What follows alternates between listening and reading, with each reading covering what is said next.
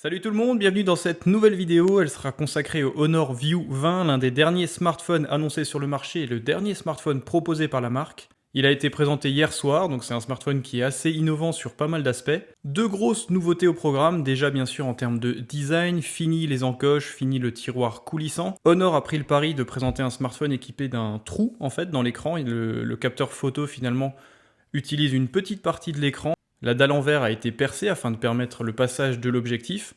Et c'est une première, c'est une nouveauté en termes de design, et ça fait du bien d'avoir un petit peu du renouveau, parce qu'on avait le pressentiment et la sensation que les constructeurs se reposaient, s'observaient un peu les uns les autres. Honor aujourd'hui a pris le pari de faire ce type de design, vous le verrez tout de suite lors du déballage. Deuxième grosse nouveauté également, c'est l'introduction du capteur Sony IMX586. Alors c'est le nouveau gros capteur de Sony, il fait 48 mégapixels, donc c'est assez énorme. Après, comme vous le savez, il y a des limitations techniques liées à la taille, déjà à l'épaisseur d'un smartphone, ce qui fait que les photosites seront de toute façon très petits. On parle de photosites entre 0,8 et 0,9 microns, donc en termes de luminosité, ça ne sera pas forcément terrible dès lors qu'il manquera un petit peu de lumière à l'extérieur. Parce que comme vous le savez, plus les photosites sont grands, plus la sensibilité à la lumière est élevée, et ce qui permet au smartphone finalement de ne pas monter en ISO, de ne pas saturer ses photographies en ISO, pour avoir un rendu plus propre. Comme d'habitude, n'hésitez pas à me poser vos questions dans les commentaires, j'y réponds généralement assez rapidement, même s'il y en a de plus en plus, et ça me fait vraiment plaisir.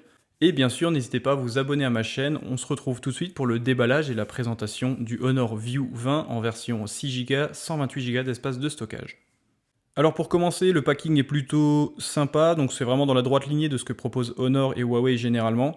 On a bien sûr sur la face avant de la boîte une présentation donc avec le nom de l'appareil, une présentation de l'objet de par son design, donc on voit l'aspect un petit peu texturé avec des espèces de chevrons qui ont été imprimés dans le verre. Il y a un effet de travail sur le verre qui est assez sympathique, on le verra tout de suite après. On voit bien sûr le capteur de 48 mégapixels et un autre capteur qui est un capteur 3D TOF, donc c'est vraiment une technologie similaire à celle présente sur le RX17 Pro de chez Oppo. Néanmoins, les premiers tests ne sont pas forcément extraordinaires, c'est vraiment une technologie qui se veut plutôt gadget, du moins pour l'instant. Sur le côté de la boîte, comme d'habitude, quelques informations techniques. Donc bien sûr, c'est une version dual SIM, 128Go d'espace de stockage et 6Go de RAM. Et c'est une couleur Sapphire Blue, donc un bleu légèrement dégradé avec des effets de traitement sur le verre qui sont assez sympathiques. Il faut savoir que deux versions existent. Vous avez également une version un petit peu plus chère qui est équipée de 256Go d'espace de stockage et 8Go de RAM. Attention néanmoins, il n'a pas possibilité d'augmenter la mémoire via une carte microSD sur ce smartphone. Et pas d'autres informations complémentaires sur le coffret, c'est une boîte plutôt classique, sans caractéristiques techniques au dos. Tout de suite, à l'ouverture de la boîte, on tombe sur le smartphone où ils mettent un maximum d'informations sur le petit film qui protège l'écran. Vous avez bien sûr le point important qui est ce capteur de 48 mégapixels, donc c'est vraiment énorme en termes de photographie sur smartphone, même en termes de photographie tout court, avec un appareil photo réflexe, 48 mégapixels c'est énorme. Il faut savoir néanmoins que Xiaomi avait également prévu de mettre ce capteur sur le prochain Redmi Note 7 Pro peut-être, ou un produit dans ce genre-là, donc à surveiller. Bien sûr, ils mettent en avant le fait qu'il n'y ait pas d'encoche sur ce produit. On voit d'ailleurs le capteur sur le haut, c'est assez étrange. On a vraiment l'impression que le smartphone est à l'envers, c'est assez particulier. J'ai vraiment hâte de le démarrer et de voir à quoi ça ressemble parce que, comme dit, je ne l'ai pas encore testé. Bien sûr, le dernier processeur Kirin 980 gravé en 7 nanomètres. Donc ça, c'est vraiment un gage de qualité en termes de consommation d'énergie, parce que plus il est gravé fin, moins il consomme d'énergie, et également moins il a besoin de refroidissement. C'est un produit qui se veut un petit peu moins gourmand en énergie et qui est un petit peu plus véloce. Les informations techniques, comme je vous l'ai dit avant, 6Go de RAM, 128Go d'espace de stockage ou 8Go de RAM et 256Go d'espace de stockage sur une version vendue 50 € plus cher environ. Celle-ci est à 549 € et commercialisée dans toutes les grandes enseignes françaises, donc pas de difficulté quant à l'approvisionnement de ce produit. Et bien sûr, le gros point fort de ce smartphone, c'est sa batterie 4000 mAh, donc c'est vraiment une énorme batterie et surtout une très bonne autonomie. Sur les différents tests qui sont pratiqués par les gros journaux technologiques communs, par exemple sur un protocole Visor, il a tenu 4h30 de plus qu'un Galaxy Note 9. Vous pouvez vraiment partir tranquillement 2 jours avec ce produit, d'autant plus que le temps de chargement de 0 à 100% est inférieur à 2 heures avec le bloc chargeur fourni d'origine. Avant de vous présenter le smartphone, son design et bien sûr sa surcouche, etc., je vais bien sûr vous parler des accessoires fournis avec le produit.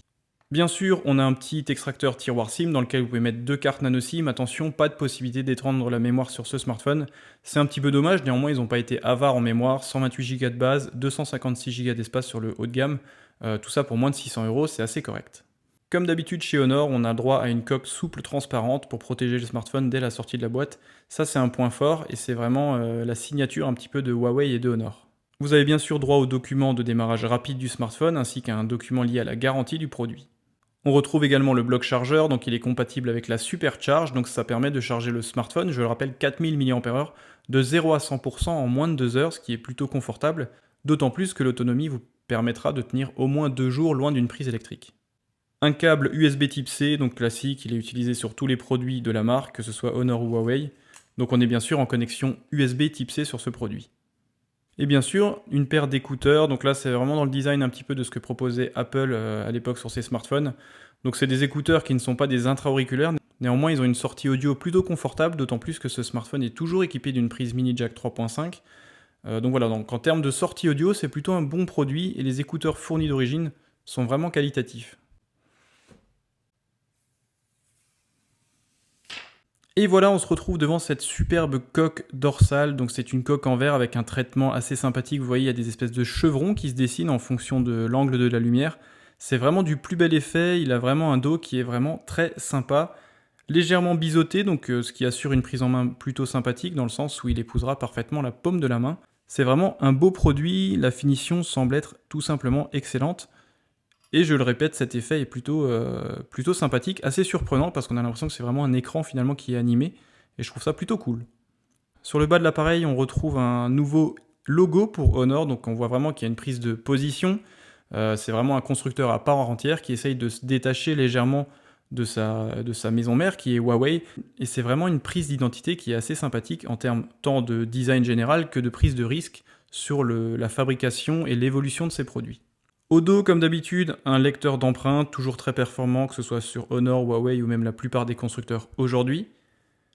Le capteur Sony, donc IMX586, qui a 48 mégapixels avec une ouverture AF 1.8. Pas de stabilisation ni optique ni numérique, c'est généralement ce qui fait un peu défaut sur Honor par rapport à Huawei. Les résultats semblent être plutôt bons, mais je le rappelle, étant donné qu'il y a tellement de photosites sur ce capteur, 48 mégapixels, ça fait que les photosites sont plutôt petits, environ 0,8 microns, ce qui fait qu'ils sont très peu sensibles à la lumière, et donc il y aura vraiment une saturation, une montée en ISO de bruit électronique qui sera automatiquement générée par le smartphone pour essayer de rattraper les clichés. Donc attention, ce n'est pas parce que vous avez une énorme définition que les photos seront vraiment extraordinaires. Généralement, ça rend la photo beaucoup plus sensible à la basse luminosité, et c'est un petit peu gênant, ça dégrade de par cette montée en ISO naturelle liée intrinsèquement au développement d'un capteur avec autant de pixels. Et enfin, vous avez un second capteur qui est un capteur 3D TOF, donc là c'est vraiment la même technologie que Oppo a utilisée sur le RX17 Pro. C'est un capteur qui permet de modifier un petit peu l'image en temps réel, que ce soit en vidéo, vous avez pu voir dans la présentation Honor qui a eu lieu hier soir, qu'on peut directement affiner une personne sur une vidéo, modéliser un objet en 3D, tourner autour de l'objet lors de la visualisation. Donc c'est assez sympathique, néanmoins ça reste très gadget et je pense que ça ne va pas être utilisé vraiment. À mon sens, c'est une technologie qui, si elle ne s'améliore pas, disparaîtra naturellement. Et enfin, vous avez bien sûr un flash LED et la mise en avant de l'intelligence artificielle AI Vision. Donc là, c'est bien sûr habituel aujourd'hui, ça permet déjà d'optimiser les réglages photo en mode automatique, de détecter les scènes, de détecter un visage, d'optimiser la luminosité ou le temps de pause. Et bien sûr, ça joue également sur la gestion globale du smartphone, tant en termes d'autonomie que d'affichage, que de rendu vidéo, etc. Sur la tranche, on retrouve sur le haut une petite antenne, le bouton de contrôle volume plus et moins, et également le bouton power. Sur le dessous de l'appareil, on retrouve une grille pour le haut-parleur, la connexion en USB type C, ainsi qu'un micro extérieur. Et enfin, sur la tranche opposée, on retrouve un tiroir dans lequel vous pouvez mettre 2 cartes nano SIM. Attention, pas de possibilité d'étendre la mémoire sur ce produit, que ce soit sur cette version ou la version 256 Go, il faudra se contenter de la mémoire interne. Sur le dessus, vous avez bien sûr une conservation de la prise mini jack 3.5, donc ça c'est vraiment un gros point fort sur les smartphones haut de gamme, ça se fait de plus en plus rare. En plus, elle est plutôt de bonne qualité, le volume est plutôt puissant, le rendu des basses est plutôt sympathique, c'est vraiment un produit qui permet d'écouter de la musique de manière agréable. Et vous avez quelques capteurs dont je ne connais pas tout, j'ai pas encore pu étudier parfaitement le smartphone, néanmoins vous avez un micro extérieur et je pense qu'il y a un port infrarouge afin de commander certains appareils type peut-être domotique, télévision, etc. À travailler. Si bien sûr vous avez la réponse, n'hésitez pas à la placer dans les commentaires. Et enfin, sur la face avant, on retrouve cet énorme écran de 6,4 pouces, donc c'est une définition Full HD+, ça nous donne du 2310 par 1080 pixels, soit une densité de 398 pixels par pouce, qui est largement suffisant pour toutes les utilisations que vous aurez à faire avec ce smartphone. C'est vraiment une dalle qui est plutôt qualitative. Attention néanmoins, c'est du IPS LCD, donc on n'aura pas des contrastes et des couleurs aussi saisissantes que sur de l'AMOLED. Néanmoins, dans cette gamme de prix, ça n'est pas forcément déconnant. Un très bon écran IPS aujourd'hui peut avoir des qualités d'affichage qui sont excellentes. Et enfin, sur le haut, on voit le capteur photo donc, qui est directement à travers la dalle, donc à travers la dalle de 6,4 pouces, et c'est un capteur photo de 25 mégapixels avec une ouverture à f2. Pas de stabilisation ni optique ni numérique, néanmoins les premiers rendus sont plutôt satisfaisants honnêtement. Il est presque meilleur que le capteur de 48 mégapixels qui se trouve à l'arrière. Donc pour ceux qui sont fans des selfies et des autoportraits, il en a plutôt sous le pied, vous ne serez pas déçus. Et sur le bas du produit, un léger menton qu'on va voir juste après lors du premier démarrage. Bon point également, le smartphone est protégé d'origine à la sortie d'usine par un film de protection. Alors le temps que le smartphone démarre, je vais un petit peu vous parler de ses caractéristiques techniques. Donc c'est un processeur Kirin 980, donc le dernier processeur disponible par la marque. Il est couplé à un GPU Mali G76, donc en termes de jeux vidéo, ne me posez pas la question pour Fortnite, etc., ça fonctionnera parfaitement. Couplé à 6 Go de RAM avec 128 Go d'espace de stockage, donc une configuration plutôt solide. Capteur photo, je vous en ai parlé, 48 mégapixels à l'arrière avec une ouverture à f1.8. Attention, dès lors qu'il manquera un peu de lumière, les résultats vont vraiment être un petit peu disgracieux, une grosse montée en ISO est à prévoir. Le capteur frontal 25 mégapixels avec une ouverture f2, cette fois-ci plutôt un bon élève, un des meilleurs élèves de la catégorie. Il tourne bien sûr sur la dernière version Android 9.0 avec une mise à jour de sécurité qui date de janvier 2019, donc en termes d'OS et de suivi, aucun problème, c'est vraiment un bon point fort. Et la surcouche n'est plus EMUI, mais c'est Magic UI en version 2.1. Alors attention, le nom a évolué, on est passé de EMUI à Magic, néanmoins la surcouche est exactement la même. En termes de capacité de batterie, 4000 mAh, donc vraiment une autonomie de 2 jours minimum, n'ayez aucune crainte, c'est vraiment un chameau. 4h30 de plus que le Galaxy Note 9 sur un test similaire, donc ça en dit long sur la capacité de la batterie. Et un temps de chargement de 0 à 100% en moins de 2 heures. En termes de connectivité, c'est de l'USB type C, bien sûr il est équipé d'un module NFC, Bluetooth 5.0, aucune certification IP67 ou IP68, donc pas d'étanchéité sur ce produit. Il est équipé d'une prise mini jack 3.5, dual SIM, et voilà, ce sera un peu tout pour un smartphone vendu à 549 €. C'est vraiment un produit qui promet d'être vraiment extraordinaire. Donc voilà, déjà, là, avant même de vous emmener sur le bureau de démarrage, on voit directement ce petit trou sur le haut à gauche de l'écran. C'est assez surprenant au début. C'est vraiment bien foutu. Honnêtement, je suis assez surpris, agréablement surpris par cette prise de position faite par Honor. Et c'est assez sympathique. Je vais tout de suite faire les premiers réglages et on se retrouve pour découvrir le bureau Magic UI 2.1. Voilà, donc j'ai passé les premiers paramétrages classiques, donc ne vous inquiétez pas, l'évolution du nom de la surcouche n'a aucun impact sur les icônes ou la fonctionnalité. C'est vraiment la même chose, les widgets sont les mêmes, les icônes sont les mêmes, les raccourcis sont exactement similaires.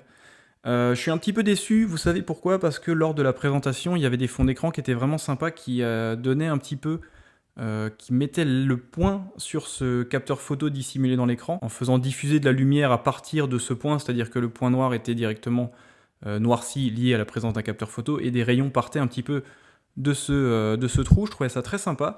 Je suis un petit peu déçu de voir qu'ils ne sont pas fournis d'origine, il n'y a rien vraiment qui met en avant le capteur photo, et ça aurait été sympa justement de travailler avec une espèce de, comme si le capteur photo aurait été un trou noir avec des rayons type un fond d'écran un petit peu spatial ou je ne sais quoi.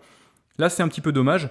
Néanmoins, le rendu est vraiment excellent. Le menton sur le bas de l'appareil est plutôt compact, c'est plutôt contenu, même si on aurait pu encore rogner quelques millimètres. Et sur le haut, en termes d'optimisation par rapport au capteur photo, c'est absolument parfait. Donc le contour est relativement large, les bordures sont relativement proches d'un iPhone style 10, 10S. Néanmoins, c'est plutôt contenu et c'est plutôt propre.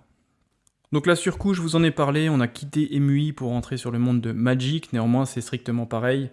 Donc le dernier correctif de sécurité a été mis en place en janvier 2019. Donc en termes de suivi logiciel, aucune crainte à avoir.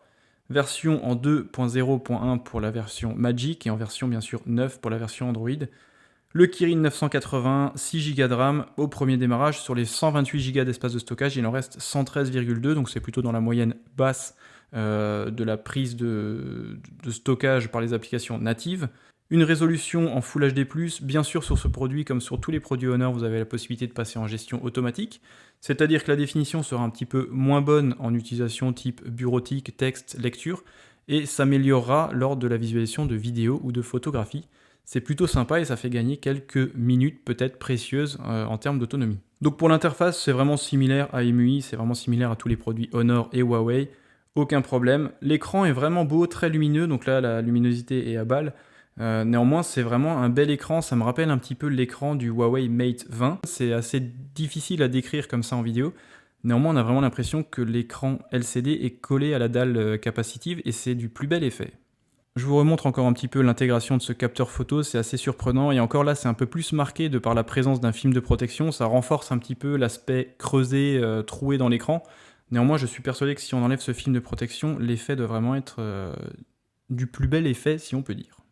Pour ce qui est de l'application photo, là encore, c'est similaire à ce que Huawei nous propose depuis plusieurs années, depuis pratiquement le Huawei P9 et son partenariat avec Leica. Honor a repris à sa sauce un petit peu l'application, néanmoins, un addict de ces produits s'y retrouvera très rapidement.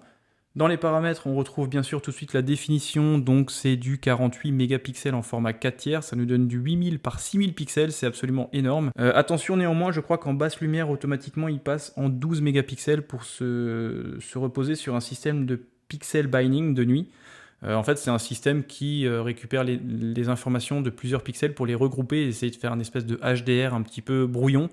Les premiers résultats en toute franchise en termes de photographie nocturne sont plutôt décevant après une mise à jour logicielle est toujours possible. Bien sûr, vous avez comme d'habitude droit à un mode portrait, donc là attention, il n'y a pas de second capteur photo. C'est assez surprenant, sachant que Huawei a pris le parti d'en mettre 2, 3 ou voire 4. Aujourd'hui, il n'y a qu'un seul vrai capteur photo, le second capteur est un capteur 3D TOF qui n'entre pas en ligne de compte dans la photographie visuelle classique comme celle-ci. Donc le détourage sera purement numérique, il ne s'appuie pas sur un second capteur pour générer un bokeh, un flou artistique. Néanmoins, le rendu peut être très bon, on l'a vu notamment avec l'iPhone XR qui, sans double capteur, permet de faire des bokehs virtuels et totalement numériques de bonne qualité. Pour le plaisir des yeux, je vous remontre un petit peu la coque arrière, donc elle n'a pas l'air d'être trop sensible aux traces de doigts. Là, je la manipule depuis plusieurs minutes aujourd'hui, il n'y a pas trop d'accumulation de traces de doigts, c'est plutôt sympa. Et le capteur photo qui dépasse vraiment très légèrement, l'intégration est plutôt réussie. Le design, après, on aime ou on n'aime pas, que ce soit dans ce sens-là ou dans ce sens-là. Honnêtement, moi je trouve que c'est plutôt réussi, il a sa personnalité. Voilà, donc c'était tout pour cette petite présentation rapide. Je ferai peut-être une autre vidéo avec un rendu photographique ou avec un retour d'expérience d'utilisateur pendant 2 semaines. Je vous tiens au courant, n'hésitez pas à me poser vos questions dans les commentaires, j'y répondrai très rapidement. Et bien sûr, si vous avez des informations quant à l'utilisation de ce capteur 3D TOF, au capteur qu'on trouve sur le haut de l'appareil, je suis bien sûr preneur en termes d'informations et de correction de mes vidéos. A très bientôt, merci d'être toujours plus nombreux et on se retrouve très prochainement.